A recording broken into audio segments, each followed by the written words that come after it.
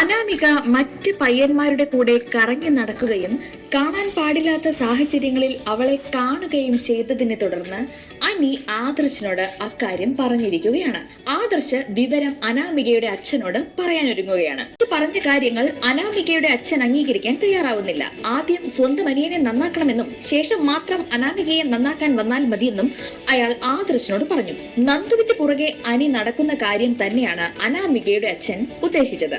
അത് സത്യമായതുകൊണ്ട് തന്നെ തിരിച്ചു പറയുന്നതിന് ആദർശിന് പരിധികൾ ഉണ്ടായിരുന്നു. എന്തായാലും ഇക്കാര്യം പറഞ്ഞ് ആദർശ് ഇനി വന്ന് കാണേണ്ടതില്ലെന്ന് അനാമികയുടെ അച്ഛൻ കട്ടായം പറഞ്ഞു.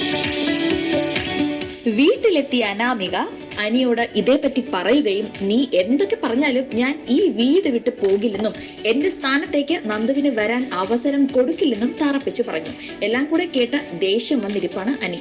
അതേസമയം മൂർത്തീസ് ജ്വല്ലറിയുടെ ഒരു ബ്രാഞ്ചിൽ കള്ളക്കടത്ത് സ്വർണം വന്നിട്ടുണ്ടെന്നും അത് വിറ്റിട്ടുണ്ടെന്നും വിവരം കിട്ടിയതിന്റെ അടിസ്ഥാനത്തിൽ അന്വേഷണവുമായി എത്തിയിരിക്കുകയാണ് പോലീസ്.